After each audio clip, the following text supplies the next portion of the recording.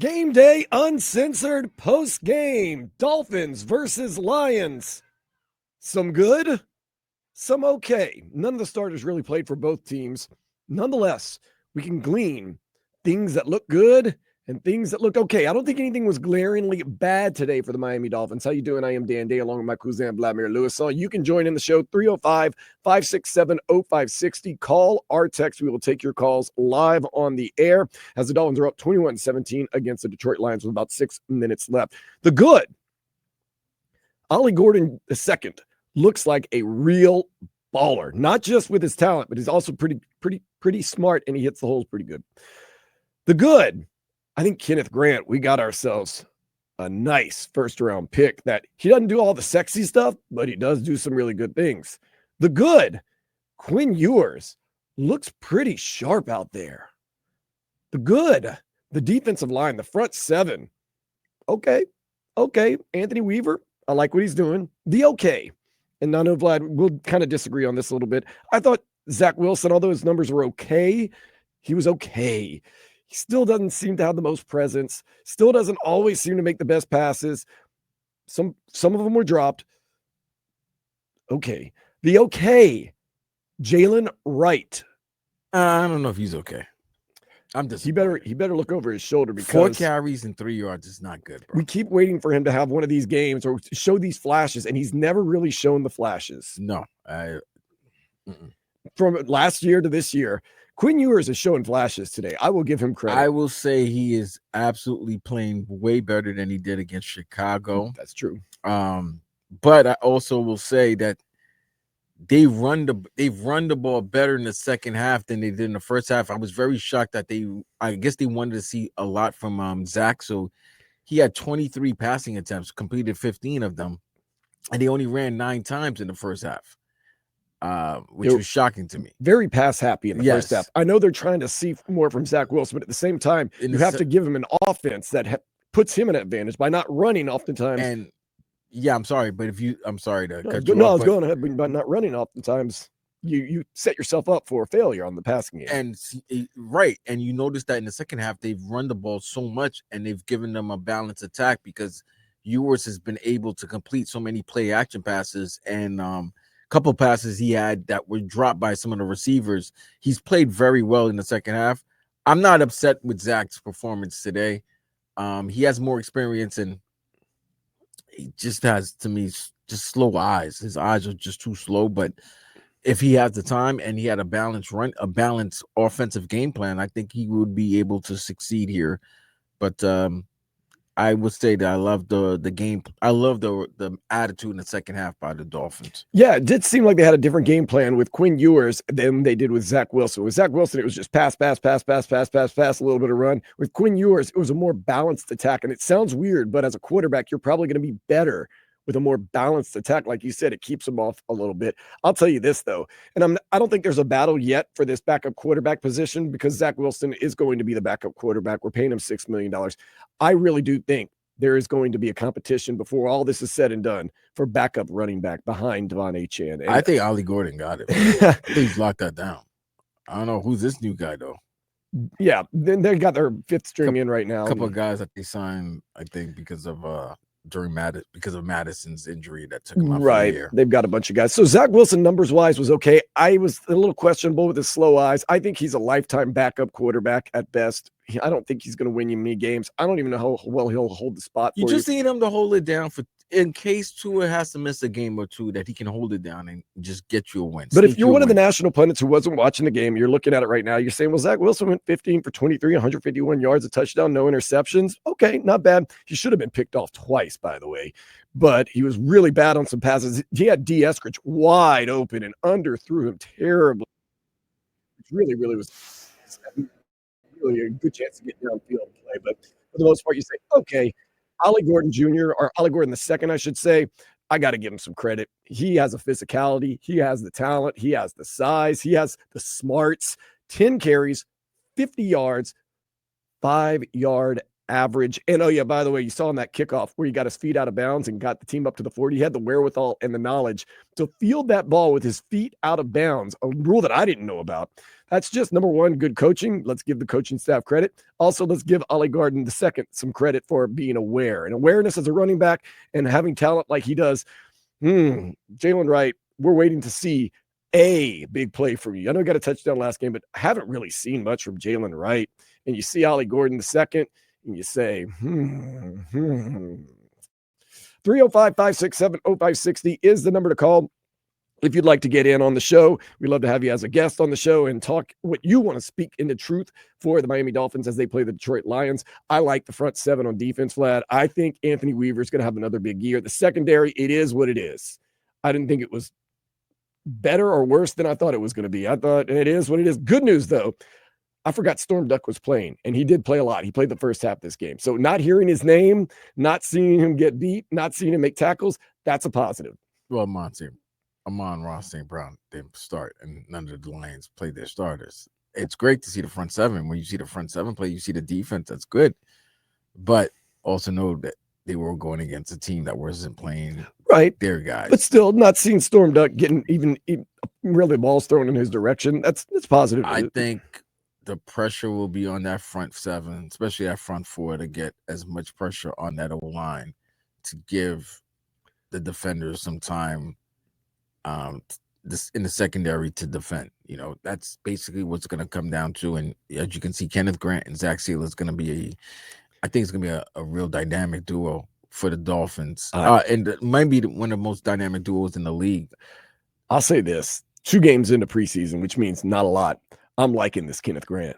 I'm thinking, man, he makes plays and he does the unsexy stuff. He pushes runs out. He clogs the middle. He's making plays here and there. He's getting pressure on the quarterback. I like a lot of the things Kenneth Grant is doing. I'm starting to watch him as he, I see big number 90 in the game. I'm like, ooh, and he affects the play so much. Once again, backups, but nonetheless, that is good to see signs. Now, on the flip side, I don't know if you watched a lot of Jonah Savianaya on the offensive line. Yeah. There was a couple times he looked like he was lost and didn't know who to block or where to block. I will admit that because I'm watching these He's guys. A rookie. It's going to happen, and it's going to happen. You're going to have Kenneth Grant. Kenneth Grant's got an easier job. Go get the quarterback or stop the run. Well, Jonah Savianaya has to actually scheme and block and do everything else. And also, Kenneth is playing alongside his guys who are going to be there. He's been getting a lot of reps with Zach Sealer, with Bradley Chubb. He knows the guys that are going to be around him. Jonas, Patrick Paul didn't play today. Austin Jackson has been out for most of the training camp. Who's the center? Center was out for Aaron Brewer. Aaron Brewer was out for a little bit. Jonah Savianaya, the only starter today on the offensive line. So yeah, he's gonna go through ups and downs. I mean, you're going against a good defensive line with Detroit, even if they're not playing their starters. So they're going to be physical. But I'll tell you, there was a couple times Jonah Savianaya, I saw him just kind of looking around, and but once again, offensive lineman, rookie, second, NFL action preseason. You're going to get a little bit of that. And like I said, Kenneth Grant's got an easier job as far as get to the quarterback or stop the run. While Jonah Savianaya has blocking schemes and has to get around. Still, nonetheless, like to see him out there, looking a little more like he knew what was doing. And he missed a couple blocks. I'll admit that. And, that happens. Zach Wilson, he's going to be our backup quarterback. I'm pretty sure Zach Wilson is who we think he is, to be honest with you. He's a backup quarterback. He's slow. He's slow on the reads. He's slow on the passes. Great arm, but and mobile. But look. Yeah, he's done that for 2 games. Quinn Ewers looks like he has calmed down a little bit. The first game, he looked really, really bad. This game, he's calmed down. He's really good on the move, by the way. Quinn Ewers, if you haven't noticed, he is a very good mobile quarterback, throwing across his body, which is not always right. He's on the move right now, trying to score a touchdown for the Miami Dolphins. He's going to run it in. No, he's going to pass it in, and he doesn't get it in. I don't know. Quinn Ewers, I like that he showed progression today. I think that's exciting. I don't want to say, he should be our backup quarterback. I'm not calling for that. What I am calling for is that I like to see a little more, and you will see more of Quinn Ewers and Zach Wilson. I would like to see Zach Wilson do even more progression in game 3, which will be 1 week from today against the Jacksonville And I Jaguars. think you'll probably see more Quinn Ewers in that game than you're going to see Zach Wilson. You probably will. Yeah, they want to get as much out of Quinn Ewers as they can. They're going to keep all three quarterbacks, Vlad. We talked about this. You have to. Today's NFL, you keep three quarterbacks. You have to because of today's NFL, and in this team's case, you might have to keep 4 because of Tua's injuries. If it gets down to that. Okay, so the Dolphins just kick a field goal with a minute 15 left. 24-17. 24-17 if you're keeping score, which this game's going to end on a tie, right? We barely are. That's fine. I would all of them can end in ties. Oh, another fun battle that we're having with the Dolphins is that third wide receiver position, because you saw some guys make some moves today. D. Eskridge, who had a fumble that was recovered on a punt return, did bounce back from that era, and he had 3 catches for 53 yards and a touchdown. Theo Wees Jr., I don't know, this second half, he's been lighting it up with Quinn Ewers. Right. Obviously, you could tell that they have some type of rapport. And the guy we like. Taj Washington. 4 catches for 33 yards. And tough, man. He took a big hit, held on to the ball. They say that the veterans like him. They say he's tough, he's nasty. He's the first one to get physical in practice.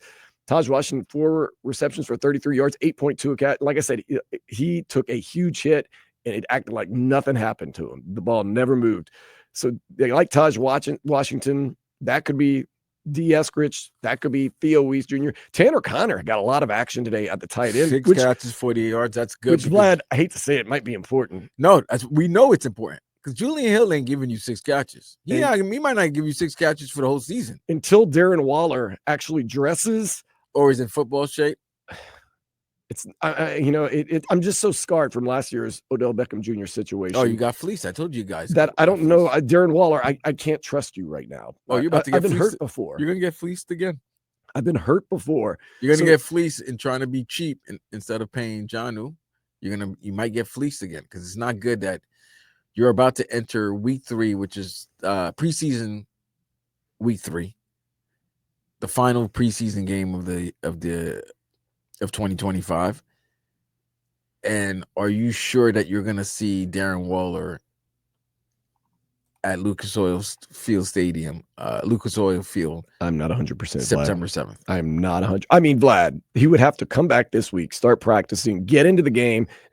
They're not going to throw him into the game week 1 with no run. I would hope he gets some type of line of fire. Like you don't want to throw this guy. You got to activate him today, tomorrow, whatever. I wouldn't. I'm not these guys. That's why they get paid the big bucks. I wouldn't want a guy who hasn't played competitive football in 2 years to throw him in the line of fire the first regular season game. There's no way. That's why you have to activate him tomorrow or whatever day you go back to the office. If he is not activated tomorrow or Monday, you're not seeing him week 1. I can almost guarantee you that. He's on the sidelines. I know he's got his jersey on and he's smiling and hanging out, but you're probably looking at, you're lucky. Tanner Connor does have some nice skills, and he did that show pretty well today. His hands are a little stone hands sometimes. He dropped a couple of passes he should have not dropped, but still 6 receptions, 48 yards. He does have some athletic ability, and I'm leaning towards we're going to need him more and more than I initially thought because, Now, our guy, Pharaoh Brown, Mr. Mean Jeans, he caught a good pass, but it got called back. So he looks like he's going to be more of the blocking back. He's done a really good job in blocking. Once again, we want to hear from you. 305-567-0560 is the number to call. Let's go out to the phone lines. We want to hear from you. 560 WQAM and 104.3 FM WQAM. What's your name? Where are you calling from? I'm calling from Miramar, Florida. Heck, what's going on? Look, I called it. I said it a long time ago. This Ollie Gordon is the steal of the draft. Whew. He looks good. The absolute steal of the draft. And you know what? This Darren Waller, if he doesn't suit up, I'll be shocked. He's probably too busy cutting another record somewhere, doing a crappy album. He needs to get on the field and show Tanner Connor, and he's not going to take that starting spot. I hear you on that right now. I'm with you. I'm very high on Olive Garden the second, and I'm not so high. I'm kind of pessimistic on Darren Waller, and we're going to probably need Tanner Connor. Is there anything else that stood out to you today in the Dolphins and the Lions? No, but I was practicing my country accent. It's actually Frog Boy. I love the show, guys. You guys are doing an amazing job. Thank you so much. I appreciate you very much. So there you go. Ollie Gordon the second, Tanner Connor. There we go. Need it. Need him. Tanner Connor's going to probably be needed right here. 305-567-0560 is the number to call if you'd like to get in on the show. Once again, not a lot of starters going today. Lions, no starters really going today for them at all. What can you glean from that? Well, like I said, it's going to be interesting. The running back and I think receiver position, they have these battles going on. The quarterback position, I think not so much of a battle, although Quinn Ewers is making a case to just be interested in. I think that's our level. That's our level right now. We're interested in him. It's the fact that you may not be so scared, maybe, if Zach is struggling, God forbid two of us get hurt. Yep. And Zach is like maybe 6 games or 5 games, something to that effect. And Zach doesn't play well in the first 2 games. Let's say this, Vlad. What happens if this year happens like last year? No, we don't want that. But we still need a third string quarterback. All teams need 3 string. Like I said, that. we said early in the segment, all teams need to carry 3 quarterbacks, just because of the injuries. And with this team, you may want to carry a 4th because. And I would say at this point, Vlad, and at this point last year, our backup quarterback situation is stronger than it was last year. With Mike White, it's more experience. I would say this. As for all his faults, he does have 33 career starts. Yes, and he does have a gun, an arm. He has 33 career starts, and we don't know if maybe McDaniel can fix his errors, correct his errors. But I